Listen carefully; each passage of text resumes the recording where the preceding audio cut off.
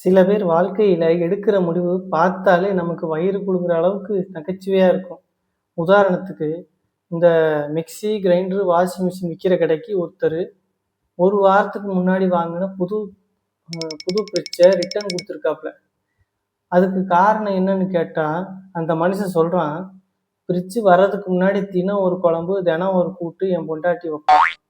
ஆனா இந்த ஃப்ரிட்ஜ் வந்ததுக்கப்புறம், ஒரு நாள் வச்ச குழம்பு 4 நாளைக்கு ஃப்ரிட்ஜ்ல வச்சு குடுக்குறா. அது கூட பரவாயில்லைங்க. முந்தா நேத்து வச்ச பழைய சோறு ஃப்ரிட்ஜ்ல வச்சு பத்திர பிடிச்சு குடுக்குறா. ஏங்க நீங்களே சொல்லுங்க. ஒரு பழைய சோறுக்கு எதுக்குங்க இத்தனை ரூ. 1000 ஃப்ரிட்ஜு? மனுஷன் ரொம்ப நொந்துட்டாப்ல. இது கூட பரவாயில்ல. சில பேர் ரிட்டர்ன் குடுத்த பொருள பத்தி நினைச்சா அகில உலகமே ஆடி போயிடும். அந்த மாதிரி ஒரு சம்பவம். என்னன்னா, ஒரு கல்யாணம் ஆன 10 நாள்ல பொண்டாட்டியவே அவங்க அம்மா, அப்பா கிட்ட ரிட்டர்ன் குடுத்துருக்காப்ல. காரணம் என்னன்னு மருமகன் கிட்ட மாமனார் கேட்டா, "நீங்க உருவாக்குன ப்ராடக்ட் சமைக்க தெரியல, வீடு சுத்தம் பண்ண தெரியல, பத்தாத பத்தாத குறைக்கு நிமிஷத்துக்கு ஒரு நொறுக்கு தீனி கேட்குது. இவ்வளோ எக்ஸ்பென்சிவான ப்ராடக்ட் எனக்கு வேணாம். அதனால நீங்க ரிட்டர்ன் எடுத்துக்கோங்க" அப்படின்னு சொன்னோனே, மாமனார் இதை விட குசும்புக்கார ஆளா போல. "எங்க கிட்ட வாங்கின பொருளுக்கு நாங்க ரிட்டர்ன் எடுத்துக்க மாட்டோம் சார். மன்னிச்சுக்கோங்க.